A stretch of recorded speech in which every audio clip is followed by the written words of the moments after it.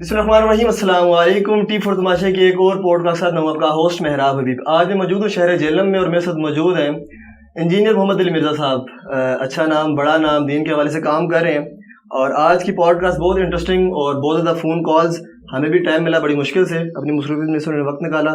अस्सलाम वालेकुम जनाब। जी वालेकुम अस्सलाम व रहमतुल्लाहि व बरकातुहू वला हौला वला कुव्वता इल्ला बिल्लाह। अल्लाहुम्मा सल्ली अला मुहम्मद व अला आलि मुहम्मद।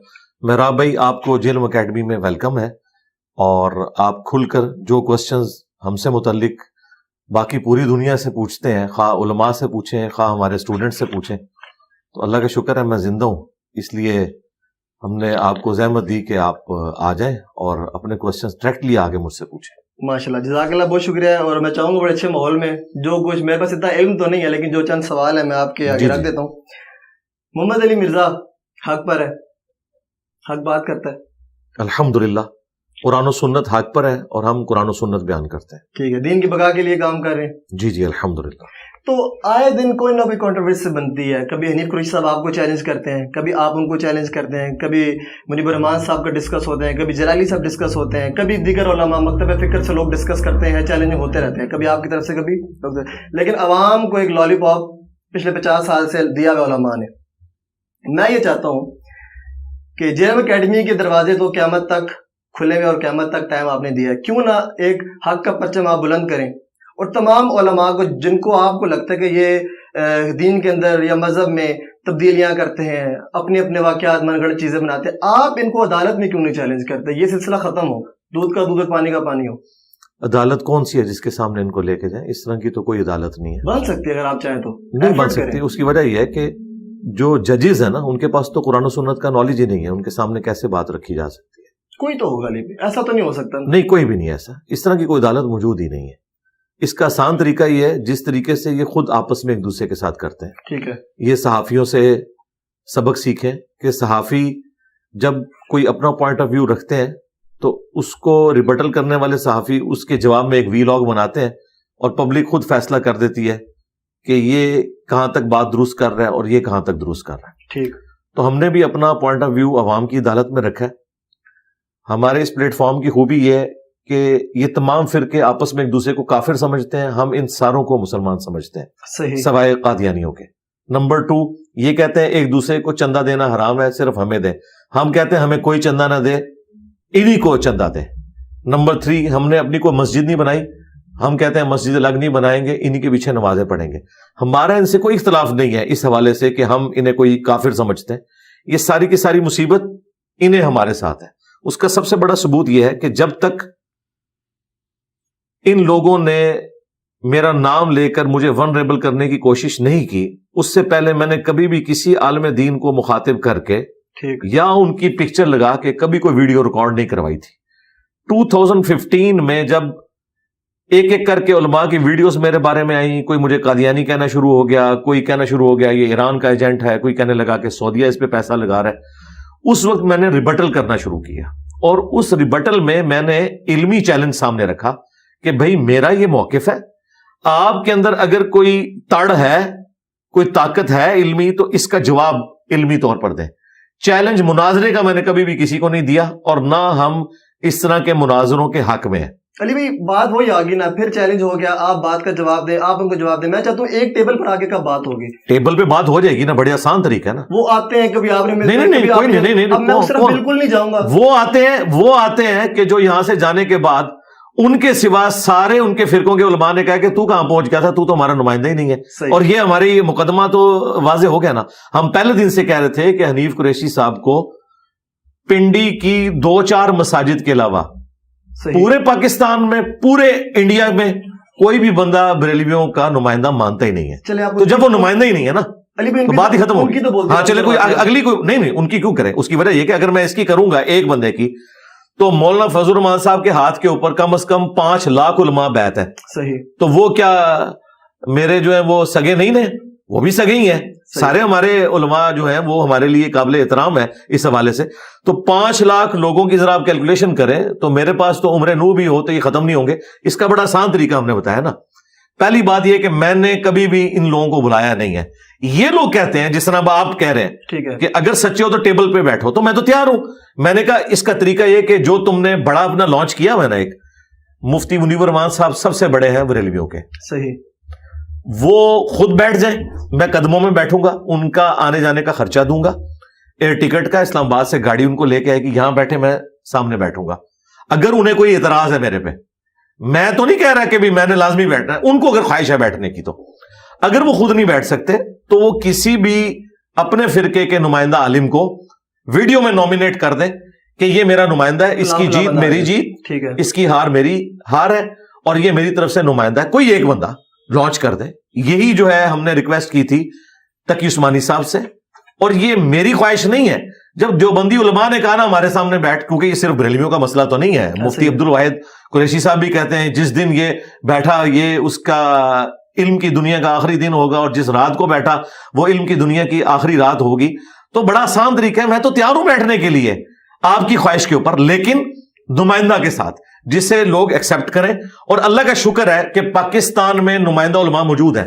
بریلویوں کے مفتی منیب صاحب، دیوبند کے مفتی تقی عثمانی صاحب، اہل حدیث کے ساجد میر صاحب، اور اہل تشیع کے ساجد نقوی صاحب. ایسا نہیں ہے کہ کوئی پارٹی بازی ہو، یہ چاروں فرقوں کے چاروں بڑے ہیں. یہ اگر خود بیٹھنا چاہیں وہ بھی ان کی خواہش کے اوپر. اگر میں سنیوں کی بات کروں تو آپ نے کہا حسین الدین شاہ صاحب منیب الرحمان صاحب سے بڑے علم ہیں، تو وہ تم سے اجازت لے کر آئے تھے، ختم ہو گیا. آئے تو تھے وہ اجازت لے کر. بھائی ان کی اجازت تو ہے ہی نہیں ہے. چلیں میں بالکل ادھر رک جائے نا. یہ دھوکہ کوئی بھی بریلوی عالم صحیح دیوبند کو، اہل حدیث کو، شیعہ کو دے سکتا ہے. میں تو بریلویوں کی دائی ہوں، مجھے تو سب کچھ پتا ہے.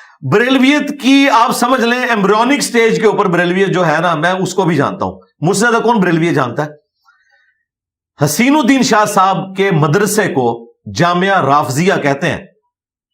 ان کے مدرسے کے علاوہ سارے کے سارے فرقے کے علماء، اور وہ حنیف قریشی صاحب کو کہتے ہیں تم نے پناہ دی ہوئی ہے، تم اس میں کلپرٹ ہو. جائیں ان کی ذرا ویڈیوز دیکھیں جلالی صاحب کے سٹوڈنٹس کی، انہوں نے کہا جامعہ رافضیہ. تو وہ جو حسین الدین شاہ صاحب ہیں وہ تو بریلویوں کی نظر میں سب سے بڑے مردود ہیں. وہ کہتے ہیں حنیف قریشی سے بڑا مردود یہ ہے کیونکہ اس نے پناہ دی ہوئی ہے. لہذا حسین الدین شاہ صاحب کا سٹیٹس وہی ہے جو صدر پاکستان کا ہوتا ہے. وہ لاکھ کہتا رہے میں صدر پاکستان ہوں، فوج میرے انڈر ہے، پرائم منسٹر میرے انڈر ہے، لیکن پریکٹیکلی طاقت جو ہے وہ پرائم منسٹر اور آرمی چیف کے پاس ہوتی ہے. وہ بس ایک آخری یادگار کے طور پہ ہیں. اور اب تو انہوں نے وہ پردہ بھی ختم کر دیا ہے، ان کی سفید داڑھی کا بھی خیال نہیں رکھا. انہوں نے کہا جامعہ رافضیہ. وہ کہتے ہیں یہ شیعوں کا ایجنٹ ہے حسین الدین شاہ.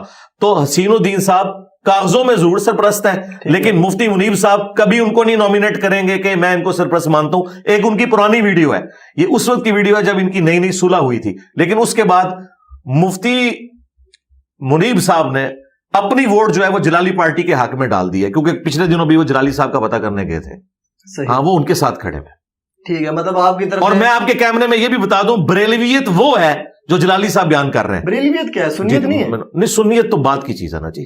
اس وقت تو بریلیت کی بات ہو رہی ہے. چلیں ٹھیک. سنیت اس لیے کہ سنیت کے پھر ٹھیکیدار دیوبندی بھی ہیں، اہل حدیث بھی ہیں، اور سب سے بڑے ہم ہیں. ہم تو ان کو بھی سنی ماننے کے لیے تیار نہیں، صرف کاغذی کاروائی میں سنی مانتے ہیں.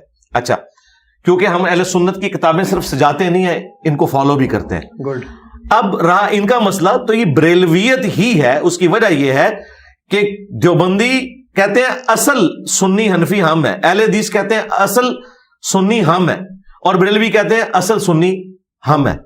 تو بریلویت اس وقت ایک فرقہ ہے جس کے امام احمد رضا بریلوی صاحب ہیں، جو دیوبندیوں کے نزدیک شیطانی لشکر ہے. انہوں نے ریٹن میں دیا ہوا ہے المحنت علی المفند میں. صحیح. اور دیوبندیت وہ ہے جو المحنت علی المفند میں لکھی ہوئی ہے، اور وہ احمد رضا بریلوی کے نزدیک یہ لوگ واجب القتل ہیں اور مرتد ہیں. اب بریلویت وہ ہے جو جلالی صاحب بیان کر رہے ہیں. مفتی حنیف قریشی صاحب جو سٹانس لیے ہوئے ہیں اپنے معاملات میں، وہ بریلویت کا سٹانس نہیں ہے. بریلویت کا وہی سٹانس ہے جو اشرف جلالی صاحب بیان کر رہے ہیں. یہ میں آپ کو بتا دوں. چلے فرقوں کی طرف ہی آ جاتے ہیں. میں نماز پڑھتا ہوں، روزہ رکھتا ہوں، اور اہل بیت کا بھی احترام کرتا ہوں، کوئی مانتا ہوں، صحابہ کو بھی مانتا ہوں، زکوٰۃ روزہ ہر چیز کرتا ہوں. کیا میں اس گروہ میں شامل ہوں جو جنت میں جائے گا؟ جی شامل ہے. اس کا نام کیا ہوگا؟ جی بشرطے آپ اپنے عقائد اور نظریات کو قرآن و سنت سے اخذ کریں. حدیث کو بھی مانتا ہوں، قرآن کو بھی مانتا ہوں. نہیں مانتا نہیں، قرآن نہیں، قرآن کو ماننا حدیث کو ماننا کافی نہیں ہے. قرآن کی ماننا حدیث کی ماننا کافی ہے. وہ بھی کر آپ قادیانیوں کے پاس چلے جائیں، ان سے جا کے پوچھیں آخری پیغمبر کون ہے، تو آپ کو تو یہ کہانی کرائے گی ہے کہ وہ غلام احمد قادیانی دجال کو آخری پیغمبر مانتے ہیں؟ نہیں، وہ کہتے ہیں نبی صلی اللہ علیہ وآلہ وسلم آخری پیغمبر ہے. پھر وہ امتی نبی کی ایک اصطلاح لے کے آتے ہیں، لیکن آخری نبی وہ بھی کلیم کرتے ہیں. انہیں پوچھیں کہ آپ کے 4 خلفاء کون سے ہیں، وہ کہیں گے ابو بکر، عمر، عثمان و علی رضی اللہ عنہم اجمعین وعلیہم السلام اجمعین. ان سے پوچھیں آپ کا قرآن کون سا، وہ کہیں گے یہی قرآن ہے. تو یہ مان تو سارے رہے ہیں، اصل مسئلہ یہ ہے کہ قرآن کی کون مان رہا ہے. ہاں، جس دن آپ قرآن کی مانیں گے، حدیث کی مانیں گے، تو انشاءاللہ جنتی ہیں. مطلب میں اس فرقے میں ہوں؟ نہیں، فرقے نہیں، فرقہ تو ایک فرقہ تو ہے نا، فرقے تو سارے جنمی ہیں. ایک گروہ تو ہے نا. ہاں، ایک گروہ. ہاں، گروہ کون ہے؟ میں اس گروہ میں ہوں شامل. جی، آپ اس گروہ میں تب ہیں اگر آپ قرآن و سنت کو فالو کرتے ہیں.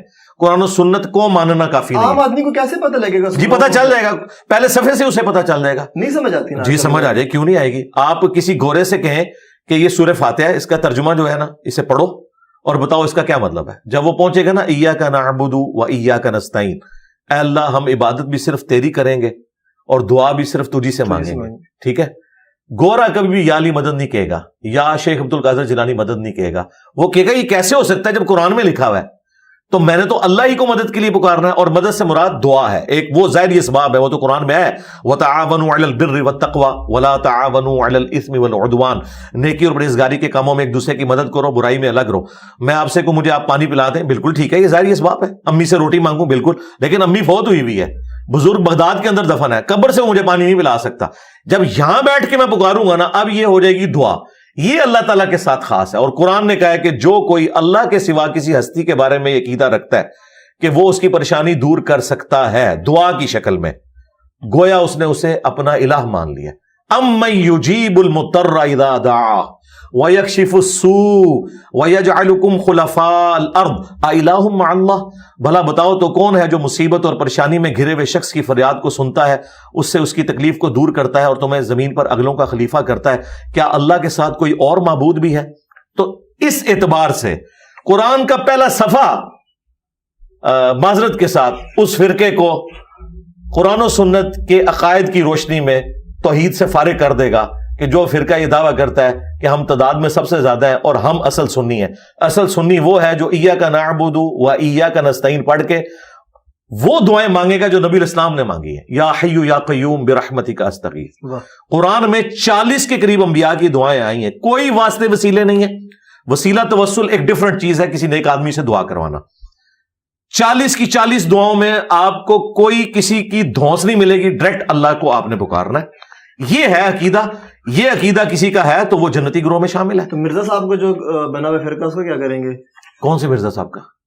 مرزا محمد علی انجینئر صاحب کا. اچھا، کیونکہ آپ پنڈی سے آئے ہیں، وہاں تو وہ لوگ ایک طرف مجھے کہتے ہیں کہ جی یہ تحقیقی نہیں، میں آپ کو بتاتا ہوں، ایک طرف مجھے کہتے ہیں وہ تحقیقی آدمی ہے، دوسری طرف مجھے مرزا جونیئر کہتے ہیں.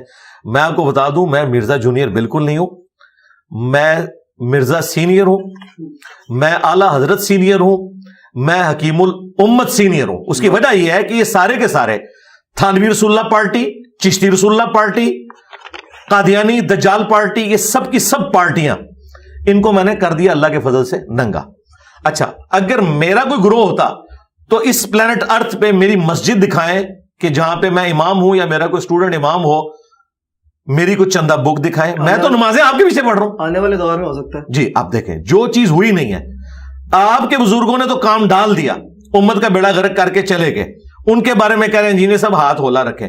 انجینئر صاحب نے کام کیے ہی نہیں ہے تو اس کے بارے میں یہ کہنا یہ کرے گا، یہ اتنی بڑی بدگمانی ہے. یہ سب کچھ ان کے بڑے مولانا مودودی کے ساتھ کرتے رہے. مودودی صاحب کو انہوں نے چین سے نہیں رہنے دیا.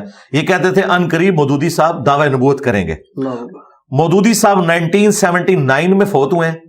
آج 14 جنوری 2024 ہے. آپ اندازہ کریں مور دین 40 ایئرز ان کو فوت ہوئے ہو چکے ہیں.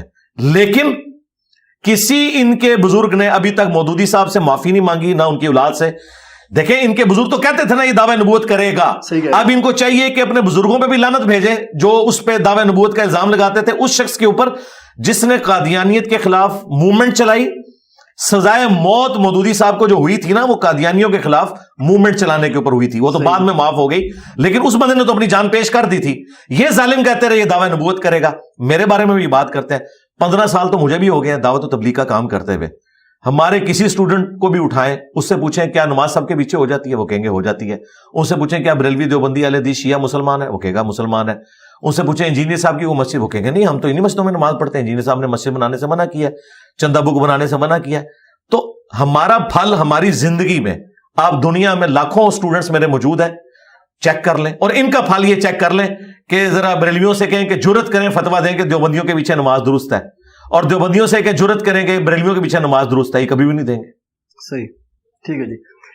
حدیث ضعیف اور حدیث صحیح آپ کو کیسے لے کے چلتے ہیں؟ آپ حدیث صحیح کو تو مانتے ہیں اور حدیث ضعیف کو بالکل نگلیکٹ کر دیتے ہیں آپ؟ نہیں, ہم نگلیکٹ نہیں کرتے, نہیں بالکل نگلیکٹ نہیں کرتے. حالانکہ فضیلت کے لیے افضلیت کے لیے بیان کی جا سکتی ہے. جی, ہم حلال حرام کا فیصلہ نہیں ہو سکتا نا. جی جی, حلال اور حرام. ہاں تو بالکل مطلب نہیں بالکل ایسا نہیں ہے, بالکل ایسا نہیں ہے. ہم یہ کہتے ہیں, جی میں آپ کو بتاتا ہوں, ہمارا موقف وہ ہے جو امام مسلم نے مقدمے میں لکھا ہے. صحیح مسلم کے مقدمے میں امام مسلم نے لکھا ہے کیا صحیح حدیثیں دنیا سے ختم ہو گئی ہیں یا کم ہو گئی ہیں کہ ہمیں ضعیف روایتوں کی سہارے کی ضرورت ہے کوئی چیز بیان کرنے کے لیے. امام مسلم نے جواب دیا ہوا ہے آپ کی بات کا 1200 سال پہلے. انہوں نے کہا ہے کہ کیا صحیح حدیثیں ختم ہو گئی دنیا سے, کیا 24 کیرٹ سونا ختم ہو گیا کہ ہم ان کو چھوڑ کے تو ضعیف روایتوں کے پیچھے ہیں. ہم کہتے ہیں کون سا دین کا مسئلہ. ویسے تو امام مسلم نے لکھ دیا, آپ نے بھی سیکنڈ کر دیا کہ حلال و حرام کے لیے ہم نہیں لے سکتے, کوئی شرعی حکم بیان کرنے کے لیے ضعیف روایت نہیں لے سکتے, صرف فضیلت کے لیے لے سکتے ہیں. امام مسلم تو فضیلت کے لیے بھی قائل نہیں ہے, وہ کہتے ہیں فضیلت کے لیے بھی نہ لے. اس کی وجہ یہ ہے وہ کہتے ہیں صحیح حدیثیں موجود جو ہیں ہم کیوں لیں.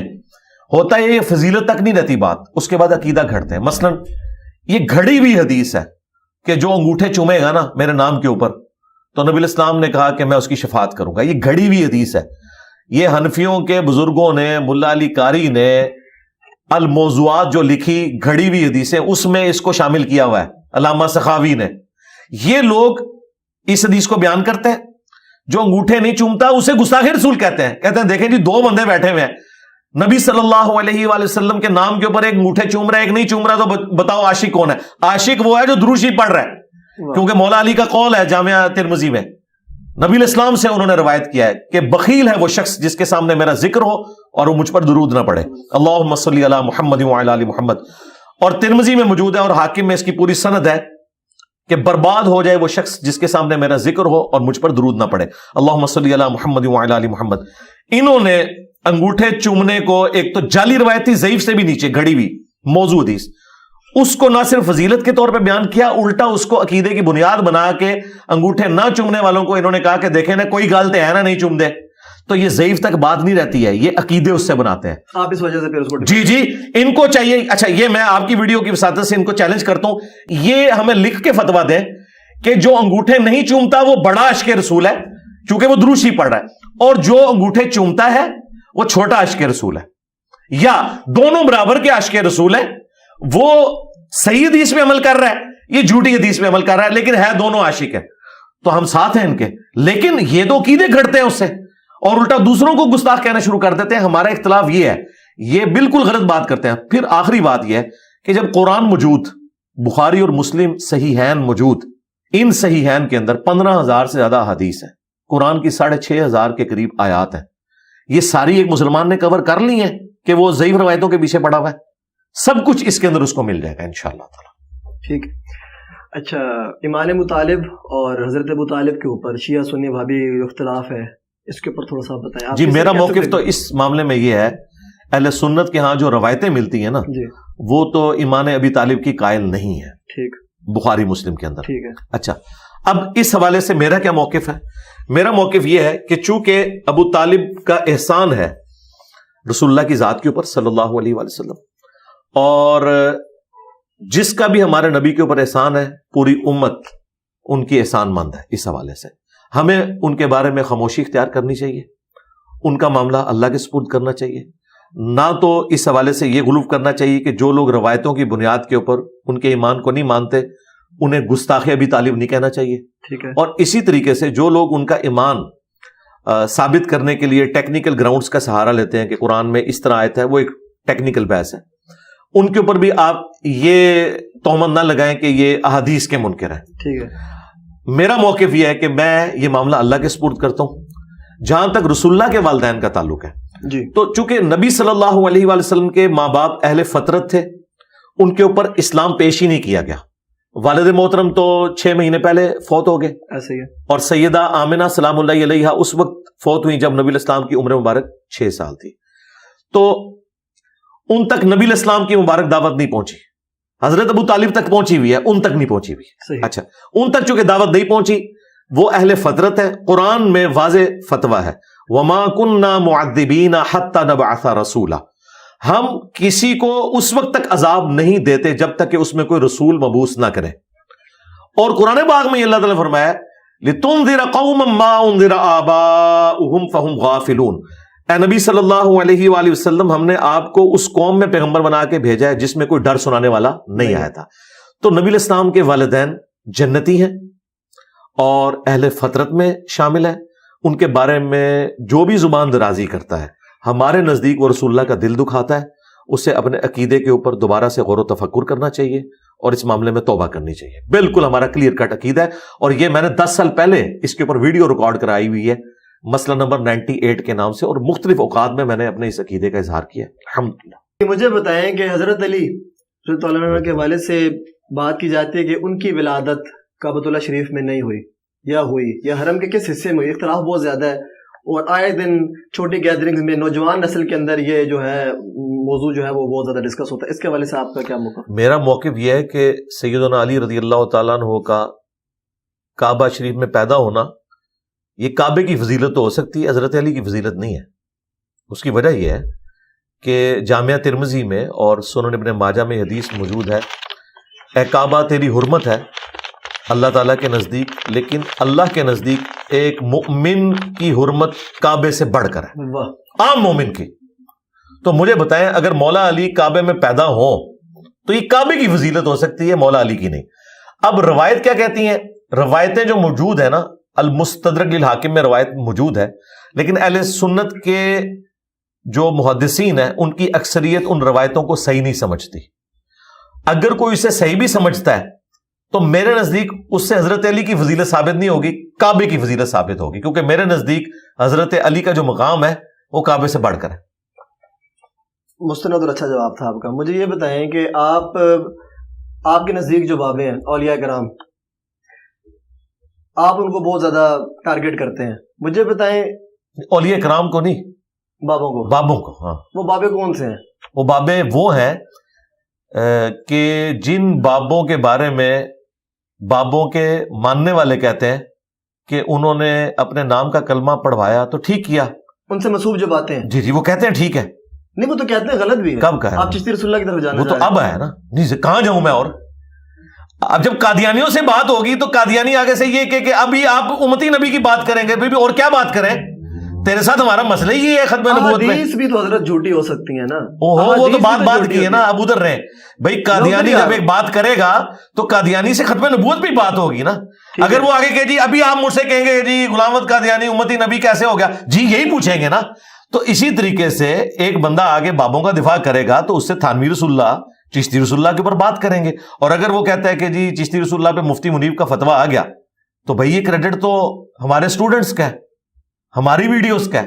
فتویٰ تو اب ہے، مفتی منیر صاحب نے 80 سال کی عمر میں جا کے فتویٰ دیا. تو فتویٰ ہے نا، یہ روایات تو پہلے بھی آج سے آلموسٹ 12-14 سال پہلے چشتی رسول اللہ کے حق میں بریلویوں نے مناظرے کیے ہوئے، ڈسکس تو ہوتا رہا.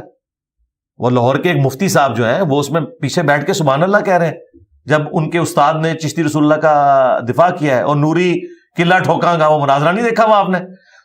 خواجہ نے کیا فرمایا؟ سنو کہ میں کون ہوں اور کیا ہوں. محمد الرسول اللہ صلی اللہ علیہ وسلم کے دربار کے کمینے غلاموں میں سے ایک ہوں، کمینے غلاموں میں سے ایک ہوں، کمینے غلاموں میں سے ایک ہوں.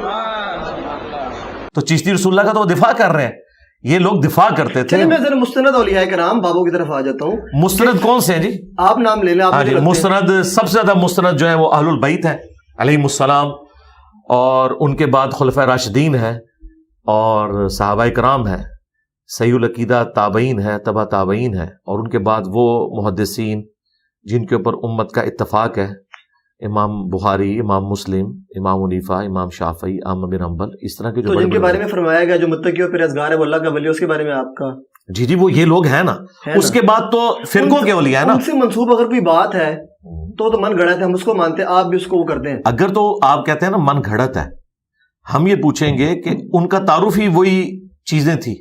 مثلا اگر ایک بندہ کہتا ہے کہ جی کشف المحجوب میں علی بن عثمان حجویری نے جو رسول اللہ کے اوپر یہ جھوٹا الزام لگایا کہ وہ اپنے صحابی کی بیوی کے اوپر عاشق ہوئے اور بعد میں شادی کر لی، اور اس سے انہوں نے بایزید بستامی کا سکر ثابت کیا، اور جنید بغدادی کا صحف ثابت کرنے کے لیے حضرت داؤد علیہ السلام کا اپنی صحابی کی بیوی کے ساتھ سکینڈل لکھا، تو یہ علی حجویری صاحب نے نہیں لکھا تھا.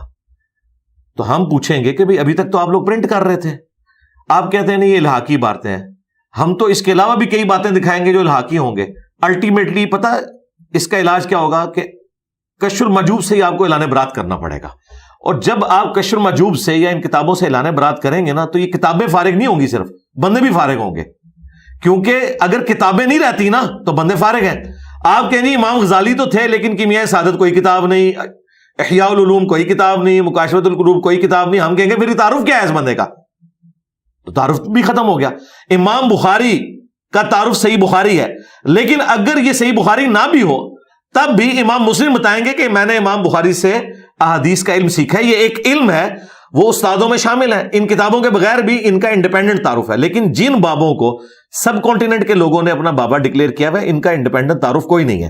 اور سب سے بڑی بات یہ ہے کہ یہ ایک دوسرے کے بابوں کو نہیں مانتے. کیا آج سے 800-900 سال پہلے جن شیعہ بابوں نے ایران کے اندر اتنا عشری دعوت کو پھیلایا ہے، ادھر کے سنی 800 سال کے پہلے کے بابے ان شیعہ بابوں کو مانتے ہیں؟ کیا وہ ان کو مانتے ہیں؟ تو یہ بابے ایک دوسرے کو تو مانتے ہی نہیں ہیں. جب ایک دوسرے کو نہیں مانتے تو آلریڈی یہ ایک دوسرے کا انکار کیے بیٹھے ہوئے ہیں. اگر میں انکار کر دوں تو کوئی فرق نہیں پڑتا. آپ نے ذمہ تمام نے کچھ نہ کچھ کر رکھا ہے، اس لیے آپ نہیں مانتے. ہمارے نزدیک نہیں، ہمارے نزدیک پاک و ہند کی بات کروں میں. جی جن بزرگوں کا تعارف کتابوں کے ذریعے ہمیں کروا رہے ہیں اور ان کے حق میں مناظرے کرتے ہیں، ان کی گستاخانہ عبارتوں کا دفاع کرتے ہیں، اگر تو یہ باتیں ان بزرگوں سے ثابت ہیں، منسوب کر رکھے ایک منٹ منسوب تو نہ کہیں، پرنٹ کون کر رہا ہے، اس کی کمائی کون کھا رہا ہے؟ نہیں کہہ سکتے ہم لوگ. نہیں وہ وہی لوگ ہیں نا جو ہم سے آگے پوچھ رہے ہیں. مثلا مفتی حنیف قریشی صاحب اگر مجھے گلا کریں گے تو میں کہوں گا کہ آپ کا فرقہ کھا رہا ہے اس کی حرام کی کمائی، میں تو نہیں کھا رہا. کیا وہابیوں نے کشف المحجوب پرنٹ کی ہے؟ انہوں نے کی ہے نا. تو وہ مجرم خود پوچھ رہے ہیں. حضرت احادیث بھی تو جھوٹی پرنٹ ہوئی ہیں نا. وہ ایک لانا میں اس طرف بعد میں جائیں گے. فی الوقت اس طرف آئیں کہ جو لوگ ہم سے آگے اسی سے ریلیٹ ہو جی میں نے ان ساری باتوں کے جواب ریکارڈ کریں، حدیث کی طرف بعد میں آئیں گے. پہلی بات یہ کہ نبی علیہ السلام کی جو احادیث ہیں ان کا کیا لینا دینا کسی بزرگ کی ذاتی تعلیمات کے ساتھ؟ نبی علیہ السلام تو دنیا میں اللہ کے ریپریزنٹیٹیو ہیں، دین پھیلانے کے لیے آئے ہیں. یہ بابے تو امتی ہیں، چپ کر کے اپنا نماز روزہ کرتے اور جاتے ہیں دنیا سے، جان چھوڑتے ہیں ہماری. یہ کیوں کتابیں لکھ کے ہمارے متھے مار گئے؟ ان کو اتھارٹی کس نے دی تھی کہ کتابیں لکھ کے تو اپنے ملفوظات لکھ کے جی میں ادھر بیٹھا تو میں نے مرید سے کلمہ پڑھوایا، میں ادھر بیٹھا تو میں نے یہ کیا؟ یہ کرنے کی ضرورت کیا تھی؟ یہ جو کتابیں آپ کے پاس موجود ہیں، نہیں یہ تو حدیث ہے، یہ نبی علیہ السلام کی کتابیں ہیں نا. ٹھیک ہے، جو عام کتاب کتب آپ تک پہنچی وہ کون لے کر آیا پاک و ہند میں؟ وہ دیکھیں ایک سٹیپ وائز چلتے جائیں نا. پہلے ہم وہ حدیث کی کتابوں کی طرف آ رہے ہیں. حدیث کی کتابیں نبی علیہ السلام کا نالج ہے، ٹھیک ہے، اور بزرگوں کے جو ملفوظات ہیں وہ بزرگوں کا نالج ہے. لہٰذا حدیث کو اور بزرگوں کی تعلیمات کو کمپیئر کر ہی نہیں سکتے. ہاں لہٰذا یہ ایک ایک کر کے نا سٹیپ وائز چیزیں کلیئر ہوں گی. یہ کہنا کہ حدیث کی کتابوں میں جو جھوٹی حدیثیں آئی ہیں تو بھائی محدثین نے لکھ دیا نا کہ جھوٹی ہیں. تم بھی یہ کہہ دو کہ یہ ان بزرگوں کے واقعات جھوٹے ہیں. جب یہ تم کہو گے نا تو ہم تمہیں پھر 2008 کا تمہارا مناظرہ دکھائیں گے، پھر 2004 کا بھی مناظرہ تمہیں دکھائیں گے کہ اس دن تک تو تم ان عبارتوں کا دفاع کر رہے تھے شتیہات کے نام کے اوپر. حالانکہ اس وقت تمہیں نہیں تھا پتا کہ با خدا دیوانہ باش با محمد ہوشیار، دیوانگی صرف اللہ کے لیے ہوگی، محمد صلی اللہ علیہ وآلہ وسلم کے لیے نہیں ہوگی. اور ابھی فتویٰ صرف چشتی رسول اللہ پہ ہے، یاد رکھیے گا. جو بایزید نے کہا نا کہ میرا جھنڈا محمد کے جھنڈے سے بڑا ہوگا، یہ آپ کے پنڈی کے مفتی صاحب نے اس کی تعویل کی ہے. اچھا اب آپ کہاں جائیں گے؟ چلے چھوڑے پرنٹنگ کو. تو مفتی حنیف قریشی صاحب نے کہا کہ میں اس کی تعویل کروں گا کہ ان کے منہ سے اللہ بول رہا تھا اور اللہ یہ کہہ رہا تھا کہ میرا جھنڈا محمد کے جھنڈے سے بڑا ہوگا. یہ انہوں نے ویڈیو میں ریکارڈ کرایا اویس ربانی صاحب کے ساتھ. اس کے علاوہ اور بہت ساری جو ہے نا وہ تعویلات ہیں. مثلا یہ جو مرزا صاحب جو ہے نا اپنی انہوں نے بنائے ہوئے لوگوں کو کہتے ہیں کہ میرا جھنڈا لوائی اعظم من لوائی محمد، میرا جھنڈا محمد صلی اللہ علیہ وسلم کے جھنڈے سے بڑا ہے. ٹھیک ہے، اب اصل میں یہاں یہ بیک پہ نہیں جا رہے کہ یہ صوفیاء ایک ٹرم کے تحت یہ لفظ بول رہے ہیں. टर्म क्या है वहदतुल वजूद, ये खास कैफियत है, जज्ब की खास कैफियत है, ये कोई आम बात नहीं है। अब मैं इसकी तावील कर रहा हूँ जो है ना, लिवाई आज़म मिन लिवाई, मेरा झंडा मोहम्मद के झंडे से बड़ा है। सूफिया ये कहते हैं कि ये जिस तरह हज़रत मूसा अलैहिस्सलाम तूर पे गए तो वहाँ दरख्त में से आवाज़ आई इन्नी अना अल्लाहु रब्बुल आलमीन, तो अल्लाह ताला बूटे से बोल सकता है, ज़ुबान वली से नहीं बोल सकता। तो अब ये ज़ुबान बायज़ीद की नहीं थी, ज़ुबान उनकी एक कलाम राही हो रहा है, और वो कह रहे हैं मेरा झंडा मोहम्मद के झंडे से बड़ा। अब तो किताबें तो खत्म हो गई ना, ये तो वीडियो में आ गया, बस इसी को अब आगे लेके चलेंगे। हम ये पूछते हैं कि क़यामत वाले दिन शफाअत का झंडा जो अल्लाह ने देना है वो तो देना है नबी अलैहिस्सलाम को, बेशक। बायज़ीद के पास कौन सा अल्लाह वाला झंडा होगा जो उनके मुंह से अल्लाह बोल रहा होगा? इसको क्या डिफेंड करेंगे? क़यामत तो क़यामत है। नहीं होता क़यामत, तो इन पे मैंने ढा दी ना कि क़यामत वाले दिन नहीं, हमें नबी अलैहिस्सलाम ने बता दिया ना, ऐसा ही है कि मैं अव्वलीन और आखिरीन का खतीब हूं। जब सारे अव्वलीन और आखिरीन जमा किए जाएंगे, बुखारी मुस्लिम में है, मैं अल्लाह के हुजूर उनकी शफाअत करूंगा। नबी अलैहिस्सलाम शफाअत का झंडा उठाए हुए होंगे, ठीक है। अगर ये बातिल तावील कोई करते ना तो ये कर सकते थे कि नबी अलैहिस्सलाम वो झंडा जो है वो मौला अली को देंगे, मौला अली ने फलां को दिया, करते करते बायज़ीद तक आ गया, फिर बायज़ीद को बचा सकते थे, लेकिन अब नहीं कर सकते। इन्होंने ये तावील की कि बायज़ीद के मुंह से अल्लाह बोल रहा था और अल्लाह का झंडा मोहम्मद के झंडे से बड़ा होगा। यानी कि इन्होंने क़यामत के दिन दो झंडे खड़े कर दिए हैं, एक अल्लाह एक नबी का। हम कहते झंडा है ही एक है, अल्लाह का, जो नबी अलैहिस्सलाम के हाथ में होगा। लिहाजा प्रिंटिंग वाला मामला तो मर गया। अब इसने वीडियो में माना है कि इसका यह अकीदा है कि बायज़ीद के मुंह से अल्लाह बोलता था और वो ये कहता था कि मेरा झंडा मोहम्मद के झंडे से बड़ा होगा और मेरे झंडे के नीचे मोहम्मद और तमाम अंबिया होंगे। ये बात वीडियो में रिकॉर्ड हो गई है और इंशाअल्लाह ताला क़यामत वाले दिन इस बंदे की पकड़ के लिए सिर्फ ये वीडियो काफी होगी। इसे के मरने से पहले तौबा कर ले। बायज़ीद के साथ तो जो होगी होगी, अगर उसने ये किया, नहीं किया तो वो है। तुमने अपना बेड़ा गर्क करवा लिया। ऐन मुमकिन है बायज़ीद ने ये ना कहो और वो कहे कुरैशी साहब मेरे पीछे अपनी आखिरत बर्बाद कर लीजिए, क्यों तुसी क्या कि अल्लाह मेरे मुंह तो बोला। इन्होंने अल्लाह को रसूलुल्लाह के मुकाबले पे लाके खड़ा कर दिया। तो मुझे बताएं ये कौन सा है? तो ये प्रिंटिंग वाली बात तो मर गई, ये पुरानी बातें हो गई। अल्लाह का शुक्र है मेरे शोर मचाने की बरकत से इनका अंदर का जो वो सारा अकीदा था ना वो खुल के ना इन्होंने उल्टी कर दिया। मैं तो आप लोगों को मनवा ही नहीं सकता था, अब तो वीडियो में उसने मान लिया कि वाकई हमारा ये अकीदा है कि बायज़ीद के मुंह से अल्लाह बोलता था और ये अल्लाह ने कहा है। मैं बताता हूं ये झंडा कौन सा है। बुखारी मुस्लिम में हदीस है, क़यामत वाले दिन हर गद्दार और खाइन के लिए एक झंडा मैदान माशर में गाड़ा जाएगा और बताया जाएगा ये था जिसने दुनिया में खयानत की, गद्दारी की। मेरे नजदीक जिन जिन लोगों ने रसूलुल्लाह की इस्मत के ऊपर डाका मारा उनके झंडे होंगे, वो लिवाउल हम्द वाला झंडा नहीं होगा, शफाअत वाला। ये झंडे वो होंगे कि दुनिया को बताया जाएगा कि ए ओ बुजुर्ग जे जिन्हें रसूलुल्लाह की इज्जत के ऊपर डाका मारा, पहचान लो इसकी बूथी, देखो अब इसके साथ क्या करने वाले हैं। ये झंडे तो हैं, ये बुखारी मुस्लिम से साबित है। हमारे नबी का झंडा बुखारी मुस्लिम से साबित है। अल्लाह का वो झंडा जो बायज़ीद के हाथ में होना है वो किसी ज़ईफ़ हदीस से दिखा दे। आप कहते हैं हम ज़ईफ़ हदीस को भी मान लेंगे, ले आओ, कितने कटो मंगवा लो। हाँ तो हूं मैं कह ना कहा टाइम क़यामत तक ही हो, टाइम क़यामत तक होना भी चाहिए। और मैं उम्मीद ये आपने लेके आना है, ये कैमरे की तरफ देख के कहें कि मैं उम्मीद करता हूं। बल्कि जो मैंने पहला सवाल आपसे किया कि अगर आप पर्चे में हक बुलंद कर दे, पहली बैत में आपकी करूंगा। पहला स्टूडेंट नहीं, मैंने बैत नहीं करवाना, मैं आपको रसूलुल्लाह के साथ जोड़ूंगा। पहला स्टूडेंट मैं आपको बनूंगा। ठीक है जी। मीडिया पर्सन में इख्तिलाफ करते हैं ना आपसे वो लोग। जी जी करें कोई मसला नहीं। वलायत का मेयार आपके सामने क्या है? वही है जो कुरान और सुन्नत ने बयान किया है।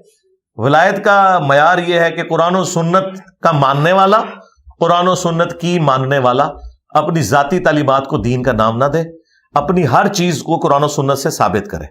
क्योंकि दुनिया पे अल्लाह ताला का नुमाइंदा वक्त का पैगंबर होता है। आप मुझसे पूछे ना, मुझे आप मेरी जात को भी डिस्कस करना शुरू कर दें, अकायद से लेके अमाल तक, मैं एक एक चीज को डिफेंड करूंगा। मसलन आप मुझसे पूछें कि आपने व्हाइट पगड़ी क्यों बांधी हुई है, मैं आपको बताऊंगा। अल मुस्तदरक लिल हाकिम में हदीस मौजूद है, नबी सल्लल्लाहु अलैहि वसल्लम ने अब्दुर्रहमान बिन औफ को अपने मुबारक हाथों से सफेद पगड़ी बांधी और उसका एक शिमला चप्पे के बराबर छोड़ा। और इसी तरीके से सही मुस्लिम में है कि नबी इस्लाम ने 2 शिमले भी काली पगड़ी के अपने छोड़े, यानी 2 शिमले छोड़ना भी साबित है, तो मैंने इसलिए पगड़ी बांधी हुई है। आप मुझसे पूछें कि आपने रेड कलर का सूट क्यों पहना है, तो मैं आपको कहूंगा बुखारी और मुस्लिम में हदीस है, नबी इस्लाम को सुर्ख लिबास महबूब तरीन था। आप सुर्ख कुर्ता इस्तेमाल करते थे, सुर्ख चादर इस्तेमाल करते थे, ٹھیک ہے, کرتے کی بات کریں گے تو میں نے کرتا پہنا ہوا ہے, آپ جو بھی بات کریں گے میں اس کی کوئی دلیل لے کے آؤں گا نا. نماز میں نے اس طریقے سے کیوں پڑھی, میں دلیل بتاؤں گا آپ کو. نماز میں نے جمع کیوں کی, اس کی بھی دلیل دوں گا. یہ ہمیں بتائیں کہ جو یہ دین لے کے چل رہے ہیں, یہ دین کہاں لکھا ہوا ہے؟ ایک سوال یہاں پر, آپ ولایت کو کرامات کے ساتھ اٹیچ کرتے ہیں بہت زیادہ. نہیں لادا ہے, ولایت کا تو کرامت سے کوئی تعلق ہی نہیں. اکثر کہتے ہیں نا کہ باب فلسطین میں جو نہیں یہ کہتے ہیں, آپ بھی تو کہتے ہیں. نہیں میں تو ان کے کہنے پہ کیوں نہیں بچا رہے. جی ان کے کہنے پہ نا, کیونکہ خادم رضوی صاحب نے کہا تھا کہ امت مر جائے کہ نبی کی گستاخیاں ہو رہی ہیں اور امت جو ہے نا وہ ان گستاخانہ فلموں اور کارٹونز کے خلاف کچھ نہیں کر رہی. یہ کہتے تھے نا خادم رضوی صاحب, ویڈیو میں ریکارڈ ہے. امام مالک فرماتے تھے پھر امت زندہ کیوں ہے, پھر مر جائے ساری, پھر مر جائے ساری. پوری عالم اسلام اس وقت یا تو مر جائے سارا عالم اسلام, یا پھر حضور کی عزت پر پہرا دے. بس دو باتوں میں سے ایک بات ہے, بس یا سارا اکٹھا ہو کے مر جائے تو یا پھر فرانس کو جواب دے. تو میں نے خادم رضوی صاحب سے کہا تھا کہ آپ اس فرقے سے ہیں جن کا یہ دعویٰ ہے, کوکب نورانی صاحب نے ویڈیو میں بھی آ کے کہا ہے کہ پاکستان کے اصل وزیر اعظم جو ہے وہ داتا صاحب ہے.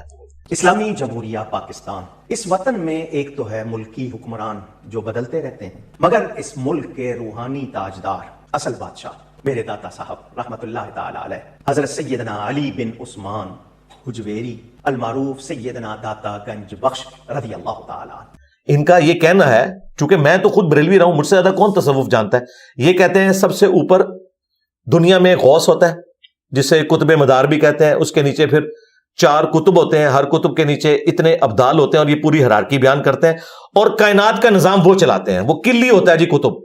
ہم یہ کہتے ہیں کائنات کا نظام چلا رہے ہیں نا آپ کی نظر میں, ٹھیک ہے. تو اب ہم آپ سے پوچھیں گے کہ آپ کے بابے جو کائنات کا نظام چلا رہے ہیں اور ان کی ڈیوٹیاں لگی ہوئی ہیں, وہ کیوں نہیں گستاخانہ فلمیں اور کارٹون ڈیلیٹ کروا رہے؟ یہ تو ہم پوچھیں گے نا. مجھ سے پوچھیں گے تو میں کہوں گا میری تو کوئی نہیں ہے, میں تو نگاہ نہیں مار سکتا. تو ان کا کہنا یہ ہے کہ وہ نگاہ مار کے یہ کر دیتے تھے, چاہے تو اشاروں سے اپنے کایا ہی پلٹ دیں دنیا کی, تو پلٹیں نا. اب اس کے بعد ان کے جواب کوئی نہیں ہوتا. یہ پتہ کیا کہتے ہیں آگے سے, یہ کہتے ہیں اللہ کیوں نہیں کر رہا. ہم کہتے ہیں اس کا جواب ہم دیں گے, آپ اللہ ہمارا ہے تو ظاہر ہے ہم نہیں اللہ کا جواب دینا. فلسطین میں جی میں آپ کو بتاتا ہوں, ظاہر ہے بزرگ ان کے ہیں تو اللہ ہمارا ہے, ٹھیک ہے نا. ہم ناسبیوں سے بھی کہتے ہیں, جب ناسبی ہمیں کہتے ہیں نا کہ جی حضرت علی نے قاتلی نے عثمان سے بدلہ کیوں نہیں لیا, تو ہم پوچھتے ہیں کہ حضرت علی تمہارے نہیں ہے, تم تو کہتے ہو ہم چاروں خلفاء کو مانتے ہیں, تو تم بتاؤ نا تمہارے علی نے کیوں نہیں لیا. ہم سے بھی پوچھتے ہو, اس کا مطلب ہم سے اس لیے پوچھ رہے ہو کہ تم مانتے ہو کہ علی ہمارے ہیں تمہارے نہیں ہیں.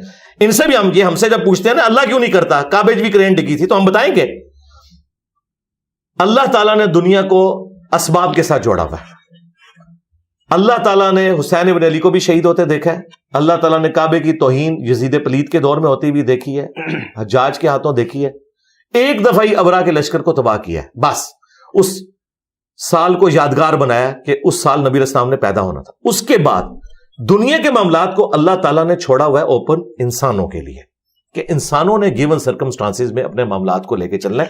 اللہ تعالیٰ نے انٹروین نہیں کرنا. ایون نبی علیہ السلام بھی آپ دیکھیں, آپ کے 4 دانت شہید ہوئے غزوہ احد کے اندر, صحابہ اکرام آپ کے پہرے کے اوپر ہوتے تھے, حضرت طلحہ کا ہاتھ شل ہو گیا تھا, تیروں کو اپنے ہاتھوں پہ روک روک کے. اللہ تعالیٰ نے اس طریقے سے ڈائریکٹلی آگے حفاظت نہیں کرنی, دنیا کو اسباب کے ساتھ جوڑا ہوا ہے. صحابہ اکرام علیہم رضوان نبی علیہ السلام کے لیے اسباب کا معاملہ تھا, تو یہ اسباب کے ساتھ اللہ تعالیٰ نے کبھی یہ نہیں کرنا کہ اس نے اوپر سے کوئی ایسی چیز نازل کرنی ہے کہ کعبے کی حفاظت ہو جائے. وہ امت کی ڈیوٹی ہے, امت کو کرنی چاہیے. لیکن ان کا دعویٰ یہ ہے کہ اولیاء اللہ جن کو یہ سمجھتے ہیں, وہ کہتے ہیں دنیا کا نظام چلا رہے ہیں, وہ اشارہ کریں یوں ہو جائے, وہ اشارہ کریں یوں ہو جائے. تو چونکہ ان کا یہ دعویٰ ہے, پھر ہم ان سے پوچھتے ہیں کہ بھئی آپ کے بزرگوں کے مزارات کے اوپر ہیروین چرس بکتی ہے, سارے پوڈری چرسی وہاں آ کے بیٹھتے ہیں, تو وہ کیوں نہیں روکتے؟ یہ ہمیں کہتے ہیں جی کعبے میں بھی تو جیب کٹتی ہے. ہم کہتے ہیں کعبے میں کٹے گی, کیونکہ کہیں نہیں لکھا ہوا کہ کعبے میں یہ کچھ ہوگا تو اللہ تعالیٰ بچا لے گا. لیکن آپ کا دعویٰ ہے کہ داتا صاحب اس طریقے سے ایک بندے نے ایک چیز چوری کی تھی, انا ہو گیا. ہوں کیوں نہیں انا ہوتا؟ ٹھیک ہے, داتا صاحب نے 1965 میں راوی کے پل پہ آ کے بم پکڑ لیے. یار جو بندہ ڈائیں مار کے بم پکڑتا تھا, اپنے مزار سے نکل کے ڈائی مارنی پڑے گی نا, راوی کا پل تو دور ہے, اس کے اپنے مزار کے اوپر 65 بندے شہید ہو گئے. اس کے ہاتھ میں کیچ دیا ہے انڈیا نے, یا انڈین دہشت گردوں نے, یا ادھر کے دہشت گردوں نے, ہاتھ میں اس نے کیچ ڈراپ کر دیا ہے. اور ڈائیں مار کے وہ 65 کے پل کو پکڑتا تھا اور بچاتا تھا. یہ سب کچھ جھوٹ ہے, یہ ان کے دعوے ہیں. جب یہ کہتے ہیں نا, جب آپ دعویٰ کریں گے, اچھا یہ گلا شکوہ ہم وہابیوں سے کیوں نہیں کرتے؟ وہ تو پہلے ہی کہتے ہیں نہیں ہم نہیں مانتے, کچھ بھی نہیں کر سکتے. تو ان کو ہم نے کبھی اس چیز کا, انہوں نے اسی وہ مینا مارنے ہیں جو وہ مانتے ہیں. مثلا میں نے یہ لکھا ہوا 2812 کہ تم نے ہمیں بتایا تھا کہ بخاری کی ساری حدیثیں ٹھیک ہیں, تو یہ 2812 عمار کو ایک باغی جماعت قتل کرے گی, عمار انہیں اللہ اور جنت کی طرف بلائے گا, وہ جماعت جہنم کی طرف بلائے گی. یہ حدیث بھی بیان کرو نا, بتاؤ کہ حضرت علی کی پارٹی جنت کی طرف بلانے والی تھی اور ان کے مخالفین جہنم کی طرف بلانے والے تھے. جہنمی نہیں تھے, جہنم کی طرف بلانے والے. جہنم کی طرف بلانے والے تو اس وقت اکثریت مسلمانوں کی جہنم کی طرف بلا رہی ہے, جو بھی کوئی گناہ کا کام, لیکن ہم انہیں جہنمی نہیں کہتے. عمل جہنم کی طرف لے جانے والا ہے, وہ تو اللہ اور بندے کا معاملہ ہے. تو جو کلیم کرتا تھا نا, میں اس کو وہی بات کرتا ہوں. جب آپ خود مجھے اپنی اسٹرینتھ بتاتے تھے کہ ہمارے بابے بم پکڑتے ہیں پلوں پہ, تو میں آپ سے پوچھوں گا نا, میرا تو کہیں دعویٰ نہیں تھا کہ اللہ تعالیٰ آگے بم پکڑے گا. اللہ تعالیٰ تو کہے گا جو قرآن میں سورۃ الانفال میں کہ اپنے جہاد کے لیے پلے ہوئے گھوڑے تیار رکھو, اور بخاری مسلم میں حدیث ہے طاقت پھینکے ہوئے ہتھیاروں میں ہے, اور نبی علیہ السلام نے کہا کہ تیر اندازی سیکھو کیونکہ طاقت اس کے اندر ہے. آج بھی دنیا مان رہی ہے کہ میزائل ٹیکنالوجی, پھینکے ہوئے ہتھیار, یہ طاقت ہے.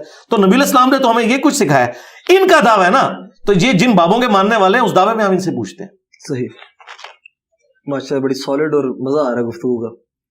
شکر ہے, اس لیے ہم نے آپ کو کہا تھا آپ وہ ایک سسٹر کے پاس ہی بیٹھے ہوئے کو, بڑی فین ہے. میں تو ان کو جانتا بھی نہیں ہوں, لیکن مجھے یہ بتائیے کہ وہ جو سسٹر ہے جی جی, ان سے جا کے میرے بارے میں کیوں پوچھ رہے ہیں؟ میں تو زندہ ہوں. انہوں نے کہا نا سوال کرنا جی, میرے مرنے کے بعد آپ دنیا سے پوچھیے گا, میری زندگی میں تو مجھ سے آگے پوچھے. ٹائم بعد ہوا نا, اچھا آج حاضر ہیں آپ کے پاس. تو جو آپ نے پوچھا, جو آپ نے میری شان میں ربائیاں پڑھی, جو آپ نے ویڈیوز ریکارڈ کروائی, میں زندہ ہوں, مجھ سے پوچھیں. میں نے آپ کو آج ٹائم بھی اوپن دیا. آج ربائی میں آپ سے سن کے جاؤں گا انشاءاللہ. نہیں, وہ آپ جو بھی پوچھنا چاہتے ہیں مجھ سے پوچھیں, انشاءاللہ میں بتاؤں گا. آج آپ نے مجھے انکار نہیں کرنا کسی چیز. نہیں, میں کسی کو بھی نہیں کبھی انکار کیا. چلیں جتنے, ہاں یہ ہوا ہے ضرور کہ میں نے جو بھی یہاں آیا اسے میں نے پابند کیا کہ کٹنگ نہیں کرنی, نہ کٹنگ بار بار. اس کی وجہ یہ ہے کہ میں کانفیڈنٹ ہوں کہ میں جو بات کر رہا ہوں, فکر ہے انشاءاللہ. مجھ سے زیادہ کٹر بریلوی کون ہے, مجھ سے زیادہ کٹر دیوبندی کون ہے, مجھ سے کٹر وہابی کون ہے. میں سارے فرقوں میں رہا ہوں, میں ساروں کی فیلنگز کو سمجھتا ہوں. مجھے پتا ہے کہ کس نے کہاں پہ ڈنڈی مار کے نا, وہ ایک نقطہ ہی پھنسا ہوا ہوتا ہے,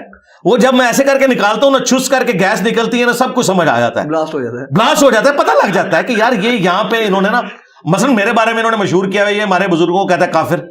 میں نے نہیں کہا, میں کہتا ہوں کہ اگر تم اپنے بزرگوں کے بارے میں یہ مانو گے کہ چشتی رسول اللہ درست ہے تو پھر وہ کافر ہو جائیں گے.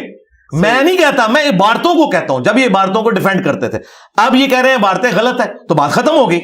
لیکن یہ اگر کہیں کہ یہ عبارتیں بھی غلط ہے اور بزرگ جو ہے وہ خود ٹھیک تھے, تو ہم کہیں گے بزرگوں کی دلیل لے کے آؤ. کیوں بریلویوں کے بزرگوں کو دیوبندی نہیں مانتے, دیوبندیوں کے بزرگوں کو بریلوی نہیں مانتے؟ جب وہ مانتے ہی نہیں ہیں تو ہم سے کیوں دوست سے منواتے ہیں؟ میجر سوال, بخاری شریف جس نے ترتیب دی, مسلم شریف جن نے ترتیب دی, آپ ان کو صحیح بزرگ سمجھتے ہیں؟ جی, ہم بھی اتفاق ہے ان کے اوپر.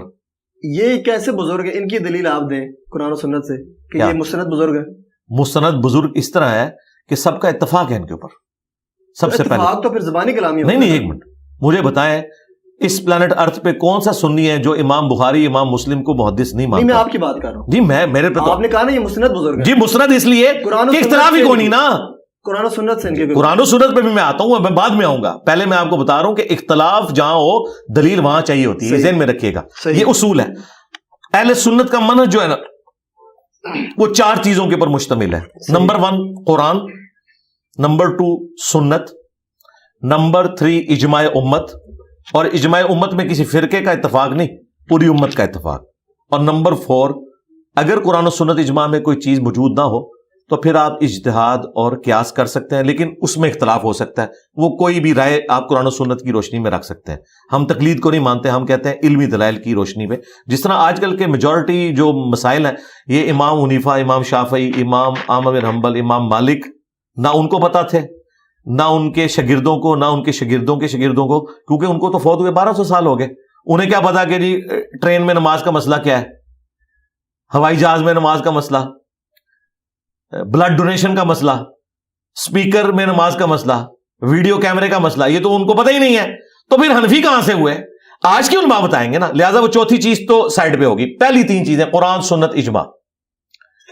اجماع امت ہے اہل سنت کے تمام مکاتب فکر, حنفی, شافعی, مالکی, حنبلی, اہل حدیث کو بیچ میں شامل کر لیں. اور حنفیوں میں بھی 2 فرقے, بریلوی اور دیوبندی. کہ قرآن کے بعد سب سے افضل کتابیں صحیح بخاری اور صحیح مسلم ہے.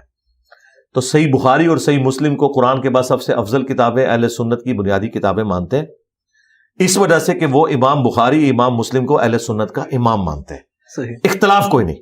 دلیل یاد رکھیے گا ہمیشہ اس وقت ہوتی ہے جب اختلاف ہو.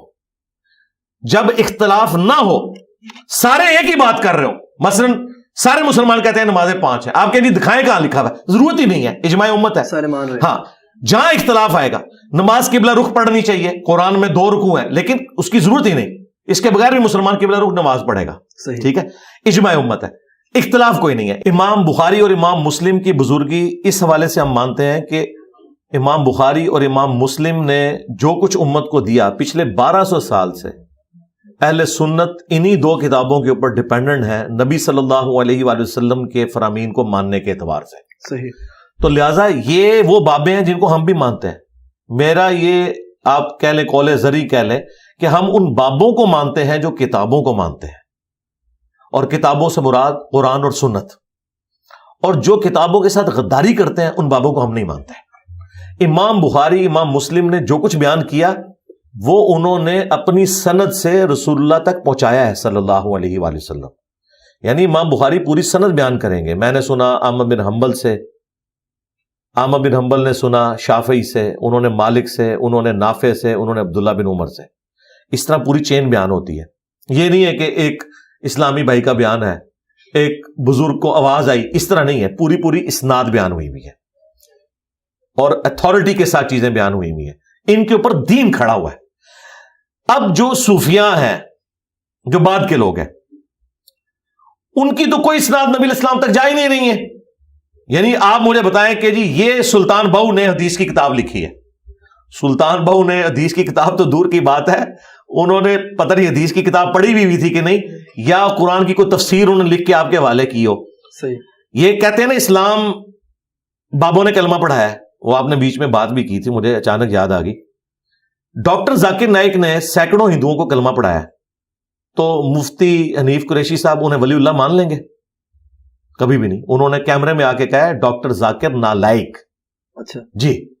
اور آپ کو پتا ہے کہ بریلوی ذاکر نائک کو کیا سمجھتے ہیں. اگر ذاکر نائک کا سینکڑوں ہندوؤں کو کلمہ پڑھانا اس کی بزرگی کی دلیل نہیں ہے, تو تمہارے صوفیاء کا کلمہ پڑھانا ان کی بزرگی کی دلیل کہاں سے ہو گیا؟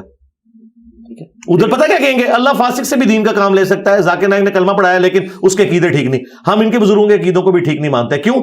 ان کی کتابیں جو تعارف کے حد تک ہم تک پہنچی ہیں ان میں تو یہ کچھ ہے, اور اگر کہتے ہیں ان کی کتابیں نہیں ہیں پھر وہ بزرگ بھی نہیں ہے. ذاکر نائک تو ویڈیو میں موجود ہے, ان کے بزرگوں کی ویڈیوز کہاں ہیں؟ ہو سکتا ہے اس نام کا کوئی بندہ ہی نہ ہو.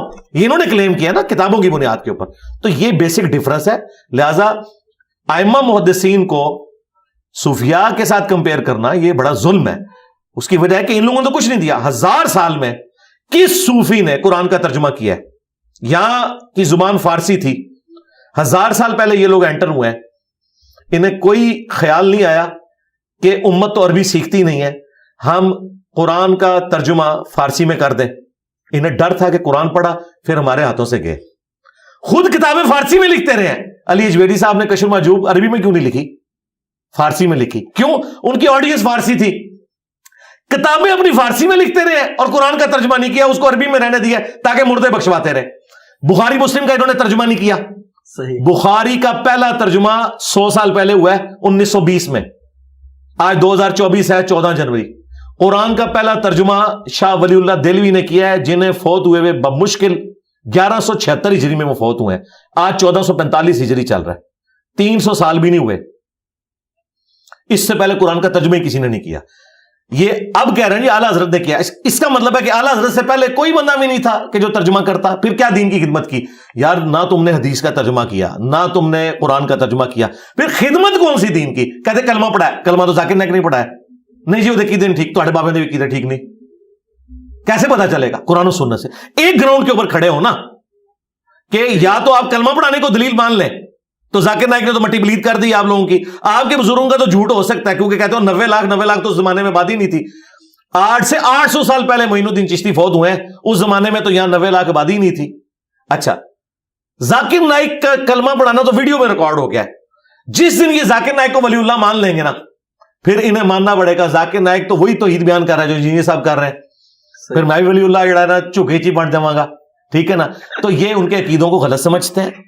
ہمیں بھی اختلاف ہے ذاکر نائک کے بعض چیزوں سے, جدید والے مسئلے میں اور مسائل کے اندر, لیکن عقیدہ توحید کے اعتبار سے وہ ان کے بزرگوں سے بھی بہتر ہے اور ان سے بھی بہتر ہے. صحیح. مزار پر سلام کرنا اسپیشلی اور دعا کرنا آپ کے نزدیک کیسا؟ شارٹ اینڈ کرسپی سا جواب چاہیے آپ سے. سلام تو آپ نے جا کے قبرستان میں کرنا ہے, صحیح مسلم میں حدیث کسی ہے. مزار پر کہیں جی. پر بھی السلام علیکم اہل الدیار من المؤمنین والمسلمین, تو آپ نے سلام کرنا ہے اور ان کے لیے دعا مغفرت کرنی ہے. یہ تو مسلم شریف میں دعا ہے, السلام علیکم اہل الدیار من المؤمنین والمسلمین وإنا ان شاء اللہ بکم للاحقون نسأل اللہ لنا ولکم العافیہ. سلام ہو جو یہاں پہ دفن ہو, مومنین اور مسلمین. ہم نے بھی عنقریب مر کر اسی جگہ پر آنا ہے. صحیح. ہم تمہارے لیے بھی اور اپنے لیے بھی اللہ کے حضور عافیت کی دعا کرتے ہیں. بالکل صحیح. آپ جائیں, بر امام جائیں, دادا دربار پہ جائیں, وہاں جا کے آپ نے اونچی آواز سے کہنا ہے کہ سلام ہو آپ پر حضرت صاحب, ہم بھی عنقریب مر کر اسی جگہ پر آنے والے ہیں جہاں پہ آپ پہنچ چکے. صحیح. ہم اللہ کے حضور آپ کے لیے بھی اور اپنے لیے بھی عافیت کا سوال کرتے ہیں. اللہ تعالیٰ آپ کے گناہوں کو بخش دے, آپ کی قبر میں کیڑے نہ پڑیں. جو گناہ آپ نے چھپ چھپ کے کیے اللہ تعالیٰ وہ بھی معاف کرے. جو گناہ آپ لوگوں کے سامنے کرتے تھے اللہ تعالیٰ وہ بھی معاف کرے. اور قیامت والے دن اللہ تعالیٰ آپ کو جہنم کی آگ سے بچائے. یہ ساری دعائیں کریں. لیکن یہ کیا کرتے ہیں, یہ جا کہتے ہیں بابا جی تسی کچھ کرو. وہ تو غلط ہے. ہاں, اصل مسئلہ یہ ہے, ہم کہتے ہیں بابے کے لیے آپ نے کچھ کرنا ہے, اس نے آپ کے لیے کچھ نہیں کرنا, آپ نے اس کے لیے دعا کرنی ہے. مطلب وسیلہ نہیں دے سکتے آپ. نہیں, وسیلہ کیا دینا ہے؟ وسیلہ تو یہ ہے کہ آپ کسی نیک بندے سے جا کے دعا کروائیں, جو صحیح بخاری میں ہے. مطلب صاحب مزار سے آپ کچھ نہ کریں. جی صحیح بخاری میں حضرت عمر نے ہمیں عقیدہ بتا دیا, 1010 نمبر حدیث ہے, 1010 صحیح بخاری میں. اللہم انا کنا نتوسل الیک بنبینا, اے اللہ پہلے ہم تیرے نبی کے وسیلے سے تیری طرف متوجہ ہوتے تھے اور تو ان کی دعا کی برکت سے بارش نازل فرماتا تھا. اب ہم تیرے نبی کے چچا کو لے کر آئے ہیں. کیا نبی الاسلام دنیا میں جب چلے گئے تو ان کی بزرگی ختم ہوگی؟ نعوذ باللہ, نہیں. لیکن حضرت عمر نے جا کے قبر رسول سے جا کے دعا نہیں کروائی, نہ اللہ تعالیٰ کو نبی الاسلام کا وسیلہ پیش کیا, بلکہ کہا کہ ہم وسیلہ اختیار کرتے تھے کہ نبی الاسلام کی دعا کی برکت سے بارش نازل ہوتی تھی, اب ہم چچا کو لے کے آئے, ان کی دعا سن لیں. وسیلہ ہے کسی نیک بندے سے جو دنیا میں موجود ہے دعا کروائی جائے. حالانکہ یہ حضرت عمر وہ ہیں جن کے بارے میں صحیح مسلم میں ہے کہ ایک سفر میں جب کھانا اور پانی کم پڑ گیا تو انہوں نے کھانا اور پانی کا ایک پیالہ جمع کر کے نبی الاسلام کو دیا اور کہا یا رسول اللہ آپ برکت کی دعا کریں, آپ کی دعا کی برکت سے تو اللہ تعالیٰ تھوڑے کو زیادہ کر دیتا ہے. کیونکہ حضرت عمر نے, بخاری مسلم میں آتا ہے, وہ منظر دیکھا تھا کہ نبی الاسلام نے جب صلح حدیبیہ کے موقع پر پانی کے پیالے میں انگلیاں رکھی تو چشمے جاری ہوئے. جابر بن عبداللہ کہتے ہیں کہ 1500 صحابہ نے پانی پیا, جانوروں کو پلایا, اپنے مشکیزیں بھی بھر لیے, تب بھی وہ پانی زیادہ تھا. اور جابر بن عبداللہ کے الفاظ ہیں بخاری مسلم میں, ہم 1,00,000 بھی ہوتے ہیں نا وہ پانی زیادہ تھا. اب حضرت عمر دعا کروا رہے ہیں, حضور کی دعا کی برکت سے وہ بڑھ گیا. لیکن وہی حضرت عمر حضور کی وفات کے بعد یہ نہیں کہہ رہے یا رسول اللہ قبر سے ہاتھ باہر نکالے میں پیالہ لے کے آیا ہوں, جس طرح یہ کہتے ہیں جی شیخ عبد القادر جیلانی کا مرید تھا شیخ احمد رفائی, وہ قبر رسول پہ 550 سال بعد حضور کی وفات کے حاضر ہوا اور نعتیہ اشعار پڑے اور نبی الاسلام نے قبر سے ہاتھ باہر نکال دیا. 90,000 لوگوں نے منظر دیکھا جس میں عبد القادر جیلانی بھی شامل ہے. یہ دیوبندیوں نے بھی لکھا, شیخ زکریا کاندلوی نے فضائل حج میں, اور بریلویوں کے فیضان سنت میں لکھا ریاض قادری صاحب نے. ہم یہ کہتے ہیں کہ یہ ہاتھ مبارک سیدہ فاطمہ کے لیے تو کبھی نہیں نکلا, اما عائشہ کے لیے تو یہ ہاتھ نہیں نکلا جب وہ جمل کے لیے جا رہی تھی. یہ بعد والے کہاں سے کہتے ہیں کہ یہ ہاتھ نکلا؟ یہ بالکل جھوٹ بولتے ہیں. اور سب سے بڑی بات وہ کہتے ہیں عبد القادر جیلانی بھی منظر دیکھ رہے تھے. عبد القادر جیلانی کی بدبختی ہے کہ منظر ہی دیکھتے رہے, ہاتھ نہیں چوما انہوں نے, ان کے مرید نے چوم لیا. یہ سب کچھ فراڈ ہے, جھوٹ ہے. صحابہ کرام کے زمانے میں ایسا کچھ نہیں ہوتا تھا. صحیح. ایک قادیانیوں کے حوالے سے آپ کا موقف جاننا چاہتا ہوں میں, اور آپ ایک گولڈن چابی کا ذکر کرتے ہیں اکثر, گولڈن کی کا واضح کر دیں ذرا, کیا چکر ہے؟ قادیانی ظاہر ہے کہ انہوں نے ایک جھوٹی نبوت کلیم کی ہے, ٹھیک ہے, تو وہ بخاری مسلم میں حدیث ہے, قیامت اس وقت تک نہیں آئے گی جب تک کہ 30 جھوٹے دجال نہ پیدا ہو جائیں صحیح. میری امت کے اندر، اور وہ دعوے نبوت بھی کریں گے. تو غلام احمد قادیانی بھی انہی دجالوں میں سے ایک دجال تھا صحیح. جس نے جھوٹا دعوے نبوت کیا، اور انہیں ہم کافر سمجھتے ہیں. باقی جو وہ گولڈن کی ہے دعوت کے حوالے سے وہ یہ ہے کہ قادیانیوں کو دعوت حق دینے کے لیے یہ چیز ضروری ہے کہ وہ جو مظلومیت کا کارڈ کھیلتے ہیں نا وہ ان کے اوپر الٹا جائے. وہ یہ کہتے ہیں کہ ہمیں یہ سب لوگ کافر کہتے ہیں، تو انہیں یہ بتانے کی ضرورت ہے کہ سب سے پہلے تم نے باقیوں کو کافر کہا ہے. صحیح. انہوں نے کلیم کیا کہ غلام احمد قادیانی دجال پیغمبر ہے اور پیغمبر کا نام ماننے والا کافر ہے. ظاہر ہے کہ جب پیغمبر ہے تو پھر نام ماننے والا کافر ہے. انہوں نے پوری امت کو کافر کہا. اس کے جواب میں ہم نے ان کو بتایا کہ آپ نے ختم نبوت کی جو یہ والی تعبیر کی ہے یہ بالکل ثابت نہیں ہے. اگر خلافت راشدہ قائم ہوتی تو جو کچھ مسلمہ کذاب کے ساتھ حضرت ابوبکر صدیق رضی اللہ تعالیٰ عنہ نے کیا وہی کچھ ان قادیانیوں کے ساتھ ہوتا جنہوں نے غلام احمد قادیانی کو اس وقت امتی نبی کلیم کیا اور ایکسپٹ کیا. انہوں نے ہمیں کافر قرار دیا. الٹا یہ کہتے ہیں جی نہیں ہم تو آپ کو مسلمان مانتے ہیں عموماً لوگ. تو وہ میں نے جو گولڈن کوڈ تھا میں نے کہا تھا کہ ان سے یہ کہیں کہ آپ ہمیں مسلمان مان لیں انہی نظریات کے ساتھ، ہم آپ کو مسلمان مان لیں گے اور ٹائم قیامت تک ہے. ہاں اس کی وجہ یہ ہے کہ جس دن انہوں نے یہ مانا نا کہ انجینئر صاحب مسلمان ہیں باوجود اس کے کہ غلام احمد قادیانی کو وہ دجال سمجھتے ہیں، تو بھائی اس کا مطلب یہ ہے کہ غلام احمد قادیانی پھر نبی نہیں ہے. کیونکہ میں نبی کو دجال سمجھتے ہوئے بھی اگر مسلمان ہوں تو دونوں میں سے ایک بات ٹھیک ہوگی نا. میں مسلمان ہوں یہ تو بات آپ نے خود مان لی، تو اس کا مطلب ہے کہ میرا عقیدہ درست ہے کہ وہ دجال ہے. لیکن اگر آپ کہیں کہ وہ دجال نبی ہے اور میں مسلمان ہوں، یہ بیک وقت دونوں باتیں ٹھیک نہیں ہو سکتی. کیونکہ اگر آپ اسے نبی مانیں گے پھر مجھے کافر کہنا پڑے گا آپ کو، کیونکہ نبی کا انکار کرنے والا تو کافر ہوتا ہے. آج کوئی کہے کہ ہم رسول اللہ کا انکار کرتے ہیں آپ ہمیں مسلمان مان لیں، ہم کہیں گے آپ سارے پیغمبروں کو مان لیں، نبی الاسلام کو بھی مان لیں، کسی ایک پرانے پیغمبر کا بھی انکار کرتے ہیں تب بھی تم کافر ہو، کیونکہ لا نفرق بین احد من رسلی. تو اسے کہا جاتا ہے تعلیق بالمحال، کہ چونکہ یہ نہیں ہو سکتا وہ بھی نہیں ہوگا. یہ میں نے یہ بات کی تھی جس کو انہوں نے کہا یہ کہتا جی ہم قادیانی کو مسلمان ماننے کے لیے تیار ہیں. تو یہ بات اس طریقے سے ہوئی تھی اور یہ اسلوب قرآن میں بھی ہے. قل ان کان للرحمن ولد فانا اول العابدین. اے نبی ان سے فرماؤ بالفرض اگر اللہ کا کوئی بیٹا ہوتا تو سب سے پہلے میں اسے پوج رہا ہوتا. مراد یہ کہ چونکہ میں اب کسی کو نہیں پوچھ رہا، اللہ کا بیٹا کوئی نہیں ہے. تو یہ سمجھانے کے لیے علم الکلام ہوتا ہے. اور یہ باتیں یہ پہلے خود ایک دوسرے سے کرتے ہیں. خود شاہ احمد نورانی صاحب نے، پتہ ہے آپ کو، جب قادیانیوں کو کافر قرار دیا نا تو اس وقت بریلوی بغلیں بجاتے تھے کہ ہمارے شاہ احمد نورانی صاحب نے ان کے مرزا طاہر کو خاموش کروا دیا تھا اسمبلی کے اندر. صحیح. اور وہ یہی بات جو انجینئر صاحب نے کی یہی کہہ کے، کیونکہ بھٹو صاحب ریلیکٹنٹ تھے، وہ تو سیکولر آدمی تھے، ان کو تو ان چیزوں سے کوئی لینا دینا نہیں تھا. شاہ احمد نورانی صاحب نے کہا کہ بھٹو صاحب یہ تو آپ کو بھی کافر سمجھتے ہیں. تو بھٹو صاحب نے پوچھا کہ بھئی میں مسلمان ہوں، کافر. انہوں نے کہا جی آپ کافر ہیں، چونکہ ہم اس کو نبی مانتے ہیں تو جو نبی کو نہ مانے وہ کافر ہے. انہوں نے کہا منڈو انہاں نو. یہ لوگ فخریہ کہتے تھے کہ شاہ احمد نورانی صاحب نے علم الکلام سے اس طریقے سے اپنی فائٹ لڑی. تو یہی فائٹ ہم بھی آپ کو بتا رہے ہیں کہ جب کبھی یہ مظلومیت کا کارڈ کھیلیں آپ ان کے سامنے یہ بات رکھیں. صحیح ہو گیا. اب ذرا سادہ سادی سے گفتگو ہے، آپ کی اصل وجہ شہرت کیا ہے خود بتائیں. قرآن و سنت کے دلائل جو مجھ سے پہلے کسی نے اس طریقے سے پبلک میں بیان نہیں کیے، تنقید کو اور میرے بعد بھی نہیں کیے ابھی تک. میں انتظار میں ہوں کوئی ایسا بندہ ملے میں اس کو یہاں پہ بٹھاؤں. تنقید کو کس طرح لیں گے؟ تنقید کی وجہ شہرت، جو تنقید کرتے ہیں یہ بھی اصل وجہ شہرت میں آتی ہے. نہیں تنقید تو میں نے کیا کرنی میرے بھائی، ہم تو ڈسے ہوئے ان کے. نہیں دلیل اور جو بات کرتا ہوں پیشن سے کرتا ہوں.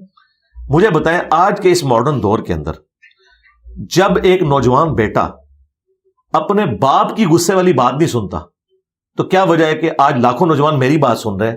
میں تو ان کا باپ بھی نہیں ہوں. بات کا پیشن، سچائی وہ اثر دکھاتی ہے. ایک والد اپنے بچوں کو دین سکھانا چاہتا ہے، کس مدرسے میں لے کے جائے، کس جگہ لے کے جائے؟ مدرسوں سے بچا کے رکھے، خود سکھائے. پہلے خود سیکھے اور پھر سکھائے. خود کہاں سے سیکھے؟ وہ مسلمان نہیں ہے. خود سے تو حدیث پڑھنا مشکل ہے نا، قرآن کیوں؟ انہیں کوئی مشکل نہیں ہے. جن سے آپ نے پڑھنا ہے ان کو تو آتا ہی کوئی نہیں ہے. مجھے بتائیں کتنی مساجد کے امام ہیں جنہیں قرآن ترجمے سے آتا ہے؟ خطیبوں کو بھی نہیں آتا. تو جدھر آپ نے سیکھنے جانا ہے تو پہلے تو یہ جتنے امام مسجد اور خطیب ہیں انہیں مدرسے میں داخل کریں نا, ان کو خود نہیں آتا تو یہ بھی تو آخر کسٹوڈین بنے ہوئے نا امت کے. ٹھیک ہے. ہاں تو جائے اس طرح کہ احمد بریلوی صاحب کے پاس چلا جائے, انہوں نے مرنے سے پہلے اردو میں قرآن کا ترجمہ کر دیا. مجھے بتائیں احمد بریلوی کو تو عربی آتی تھی نا, یہ انہوں نے پیسے کمانے کے لیے ترجمہ کیا تھا یا عوام کے لیے کیا تھا؟ عوام کے لیے کیا تھا نا. اس لیے ہم کہتے ہیں کہ عوام جو ہے ان کے لیے جو ترجمہ ہوا وہ اسی لیے ہوا کہ عوام خود پڑھیں. احادیث کے جو ترجمے ہوئے ہیں اردو زبان کے اندر وہ اسی لیے ہوئے ہیں کہ تاکہ عوام پڑھے. صحابہ کرام کو بھی لکھنا پڑھنا نہیں آتا تھا, ان کی زبان میں قرآن تھا, سمجھ آ گیا. ہماری زبان میں بھی قرآن ہو چکے الحمدللہ, سارے فرقوں کا ترجمہ ہے, آپ خود پڑھیں. اور جہاں کہیں سمجھ نہ آئے علماء سے رابطہ کریں, اور ایک فرقے کے عالم سے نہیں, ساروں سے. اور پھر اس کے بعد آپٹیمل دیکھیں کہ کون بندہ بات قرآن و سنت کے مطابق کر رہا ہے اور کون ذاتی رائے دے رہا ہے. ٹھیک ہے. آج کا ٹرینڈنگ ایشو جو آج کل ڈاکٹر مرنگ بلوچ مسنگ پرسنس کے حوالے سے اسلام آباد میں, اس کے بارے میں کیا کہیں گے آپ؟ بلوچ مسنگ پرسن بلوچ ہوں یا پی ٹی آئی والے ہوں یا پی ٹی آئی کے دور میں اٹھائے جانے والے بلوچ ہوں, ہم ساروں کے بارے میں یہی عقیدہ رکھتے ہیں جو آئین کے اندر لکھا ہے کہ بیسک ہیومن رائٹس جو ہیں لوگوں کے وہ وائلیٹ نہیں ہونے چاہیے. اگر کوئی شخص مجرم ہے اس کے خلاف ثبوت لائیں اور عدالتوں میں پیش کریں. اس طریقے سے ماورائے عدالت ایکسٹرا جوڈیشل طریقے سے لوگوں کو اٹھانا, اغوا کرنا, یہ بالکل حرام ہے. اسلام جو ان کے ساتھ ابھی اسلام آباد میں رویہ ہو رہا ہے ٹھیک ہو رہا ہے؟ جی غلط ہے, کون کہے گا ٹھیک ہو رہا ہے. لیکن بات یہ ہے کہ اس رویے میں جو لوگ جا کے ویلاگز بنا رہے ہیں ہمارے پی ٹی آئی کے یوٹیوبرز, ان سے تو میں پوچھوں گا کہ تم لوگ تو وہ ہو کہ تمہارا پرائم منسٹر بننے سے پہلے انہی بلوچوں کے حق میں بولتا تھا, منظور پشتین کے حق میں بولتا تھا, اور مینگل صاحب کو اس نے اپنی حکومت میں شامل کیا تھا اسی بنیاد کے اوپر کہ مسنگ پرسن کا ہم مسئلہ حل کروائیں گے. 3.5 سال اس نے مسنگ پرسن کا مسئلہ تو کوئی نہیں حل کیا. الٹا ان کے سپورٹر جو یوٹیوب پہ ویلاگز بنانے والے, ان کے ہم نام ایک بھائی ہیں, وہ تو کہتے تھے کچھ نہ کچھ تو کیا ہے نا, تو یہ اٹھائے گئے ہیں. جس نے اب اپنی بیوی کے ساتھ وہاں جا کے معافی مانگی, بہت اچھی بات ہے, معافی مانگی ہے. اس کا مطلب ہے کہ ہم اس وقت صحیح کہتے تھے. ابھی بھی ہم جو ان کو کہہ رہے ہیں نا پی ٹی اے والوں کو اور ان کے یوٹیوبرز کو, 5-6 سال کے بعد ان کو پتا چلے گا کہ ہم ابھی بھی ٹھیک کہہ رہے تھے, لیکن ان کو سمجھ تھوڑی دیر بعد آتی ہے. عمران خان صاحب کے بارے میں آپ نے اکثر بیان آتا ہے, پچھلے پھنس بھی گئے آپ, کیا کہیں گے؟ ابھی کہاں سے میں تو کہاں سے پھنسوں, میں تو باہر بیٹھا ہوں, خان صاحب پھنسے میں. خان صاحب کہتے تھے نا میں ٹی وی اتروا لوں گا, میں اے سی اتروا لوں گا, تو خان صاحب پھنسے میں تو باہر ہوں. پی ٹی آئی کی موجودہ صورتحال خان صاحب, ہاں اس طرح پوچھے نا آپ, اس طریقے سے نا, یعنی آپ کوئی ایک بات پوچھیں اس کو آپ ڈسکس کریں. کیا بتاؤں میں کہ موجودہ پی ٹی آئی کے حالات, عمران حالات آپ کے سامنے ہیں. کل قاضی صاحب نے فیصلہ دے دیا ہے, بلّہ ان سے لے لیا انہوں نے. آزاد قوم ہے ہم لوگ. جی آزاد قوم ہی ہے الحمدللہ. ہاں جی. کس طرح؟ کیوں الیکشن ہو چکا ہے یا ہونا ہے؟ نہیں, الیکشن تو ہوگا انشاءاللہ 8 فروری کو ہوگا. مجھے تو لگتا ہے ہو گیا. نہیں ہو. اگر آپ کو لگتا ہے تو پھر آپ کو یہ بھی لگنا چاہیے کہ 2018 میں بھی پہلے کا ہی ہو گیا تھا جب پاناما کا کیس آیا تھا. اگر آپ یہ ماننے کے لیے تیار ہیں تو ہم آپ کی یہ بھی ماننے کے لیے تیار ہیں, لیکن اگر آپ کہیں کہ اس وقت نہیں مانتے تو ہم آپ کی یہ نہیں مانتے. باقی یاد رکھیں, میں اس ڈیسیژن سے جو بلّہ واپس لیا نا جی میں دکھی ہوں, لیکن چونکہ یہ قانوناً بالکل صحیح ڈیسیژن ہوا ہے.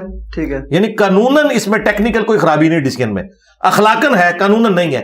یہ 2021 سے ان کے مسئلے چل رہے تھے, ان کو مروایا ان کے وکیلوں نے. ان کو چاہیے تھا کہ اس طریقے سے گاؤں میں جا کے کاغذی کاروائی کر کے یہ نہ کرتے. جب ساری اسٹیٹ مشینری آپ کو الیکشن سے آؤٹ کرنے یا ہرانے کے لیے لگی ہوئی ہے, آپ کیوں اپنے کمزور پوائنٹ دیتے ہیں؟ آپ کو چاہیے تھا آپ یہ حرکت نہ کرتے, الیکشن کرواتے, اوپن آپ میڈیا کو بلاتے, یہ سب کچھ کرتے. اب یہ کمزور پوائنٹ کتنے انہوں نے دیے. اب قاضی صاحب نے جو فیصلہ دیا ہے نا, اگر وہ فیور دیتے نا ان کو تو انہیں وہ سارے رولز توڑنے پڑنے تھے, ان کے پاس کوئی اور چارہ نہیں تھا. دکھ اس لیے ہوا ہے کہ پی ٹی اے والوں نے اپنا ہوم ورک کمزور کیا ہوا تھا, اور یہ بڑا اچھا ہوا کہ لائیو کوریج دکھائی گی, پوری نیشن کو پتا چل گیا کہ باہر صرف یہ لوگ نا تقریریں کرتے ہیں, اندر ان کے پاس کوئی کاغذ بھی موجود نہیں ہوتا. تو ڈیسیژن جو ہے قانون کے مطابق تو درست ہوا ہے, پاکستان کے مستقبل کے لیے ڈیسیژن درست نہیں ہے. لیکن ظاہر ہے کہ اس کے اوپر ہم کریٹیسائز اس لیے نہیں کر سکتے, اگر قانوناً غلط ہوتا تو میں کوئی پوائنٹ آف ویو بیان کرتا. یقیناً ان سے غلطی ہوئی ہے, اگر ایک بندے سے مس ہینڈلنگ ہوئی ہے سزا تو اسے ملنی چاہیے.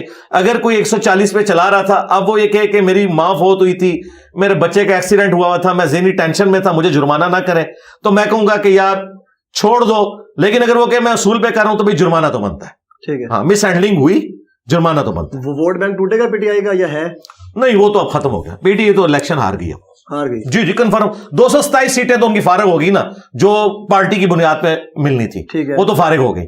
بلے کا نشان گیا, اب ہر جگہ ڈفرنٹ نشان ہوگا, ٹھیک ہے, اور مجھے نہیں لگتا بہت بری طرح ہارے گی. 2-3 سوال میرے آخری رہ گئے. ہاں بلہ مل جاتا نا پھر چانسز تھے کہ یہ اچھی خاصی سیٹیں نکال لیتے. ٹھیک ہے, آخری 2-3 سوال ہے میرے, مختصر کروں گا اس کو میں. مجھے بتائیں عورت کا ووٹ دینے کا شرعی حق اس حوالے سے کیا کہیں گے؟ جی دینا چاہیے, کیوں نہیں دینا چاہیے. ہر انسان کو حق حاصل ہے کہ وہ اپنی رائے دے. نبی الاسلام نے تو ایک عورت کی گواہی بھی قبول کر لی ہے رضاعت کے مسئلے میں. دودھ کے حوالے سے جو رشتہ اسٹیبلش ہوتا ہے نا, ایک عورت کی گواہی بھی قبول کی ہے. عورت کو ووٹ دینے کا شرعی حکم کیا ہے, اس پہ آپ کا موقف کیا ہے؟ عورت کو ووٹ دینا دیکھیں سربراہی میں جی نہیں, سربراہی تو ایک اوپر والی چیز ہے نا, جو نچلے لیول کے اوپر جو مختلف کمیٹیاں بنی ہوئی ہیں, نان مسلمز کی ہوں, فیمیلز کی ہوں, وہ کمیٹیاں ہونی چاہیے. عورتوں کے حقوق کی نمائندگی تو ہونی چاہیے, لیکن اوور آل جو پرائم منسٹرشپ ہے وہ اس کے اوپر مرد کو ہونا چاہیے, عورت کو نہیں ہونا چاہیے, اسلام کے پوائنٹ آف ویو سے. اسلام کے پوائنٹ آف ویو سے. اچھا, آپ نے حال ہی میں میری پوڈ کاسٹ دیکھی جس کا آپ نے مطلب ذکر بھی کر دیا. کون سی پوڈ کاسٹ دیکھی؟ فاطمہ فضا صاحبہ. نہیں, وہ میں نے اس کا ایک کلپ دیکھا تھا جس میں مجھے ڈسکس کیا جا رہا تھا, میں نے نہیں پوڈ کاسٹ دیکھی. ہاں, وہ ایک کلپ مجھے کسی نے نا بھیجا تھا میری ای میل کے ساتھ نا اٹیچ کر کے. آفیشیلی آیا ہوا تھا. ہاں, وہ اسی وجہ سے آیا نا کامنٹ. ٹھیک ہے. اچھا, مجھے بتائیں کہ ایک عورت کا جو کہ غیر محرم ہے میرے لیے, میں نے ان سے بات کی, انہوں نے مجھ سے کی, ایک مرد ایک عورت کے ساتھ کسی بھی مسئلے پہ آمنے سامنے بیٹھ کے گفتگو کر سکتے ہیں, وہ اسلامی بھی ہو سکتا ہے, دنیاوی بھی ہو سکتا ہے. یہ تو آپ کرنے کے بعد پوچھ رہے ہیں نا, اب ہوگی نا, وہ آپ کا موقع بس ہو چکی نا. میرا موقع وہ ہے جو میں نے اوروں کے لیے میسج. ہاں جی, اوروں کے لیے میسج یہ ہے کہ دیکھیں, اوروں کے لیے میسج یہ ہے کہ اس طریقے سے مرد و عورت کو آمنے سامنے بیٹھ کے پوڈ کاسٹ کرنے کی کوئی ضرورت نہیں ہے. کوئی ضرورت نہیں. ہاں جی, بالکل نہیں ہے. کوئی اور بھی کسی مسئلے مسائل کے اوپر نہ کی جائے. کون سے مسئلے مسائل ہیں جو آپ نے عورتوں سے ایسے پوچھنے ہیں جو مرد بتانے کے لیے؟ میں تو نہیں کر رہا. نہیں, لوگوں کو چھوڑیں, آپ نے دین سیکھنا ہے نا. تو دین کے لیے اگر کوئی یہ مثال دیتا ہے نا کہ سیدہ عائشہ نے صحابہ کرام کو پردے میں سکھایا, تو اس کے بعد یہ لیگیسی آگے نہیں چلی. عورت کی آواز کا پردہ. جی میں آپ کو بتا رہا ہوں نا کہ وہ آواز کا پردہ, جو میں آپ کو دلائل بتا رہا ہوں جو امہات المومنین سے لوگ لیتے ہیں. امہات المومنین کا صحابہ کرام کو سکھانا وہ ایک ایکسیپشنل کیس تھا, کیونکہ نبی الاسلام کی آئلی زندگی انہوں نے ٹرانسفر کی ہے. اس کے بعد نہیں چلتا کہ کبھی حضرت ابوبکر, عمر, عثمان و علی کی بیویوں نے مردوں کو درس دیے ہوں, یا مردوں نے ان کے سے جا کے سوال پوچھے ہوں. وہ مردوں سے ہی جا کے پوچھتے تھے. عورتیں درس دیں, پوڈ کاسٹ بھی ریکارڈ کروائیں عورتوں کے ساتھ. صحیح. ہاں جی, جس طرح ڈاکٹر فرحت ہاشمی کر رہی ہیں. ٹھیک کر رہی ہیں. ہاں جی, بالکل بہت اچھا کام, 1 مین آرمی. ٹھیک ہے.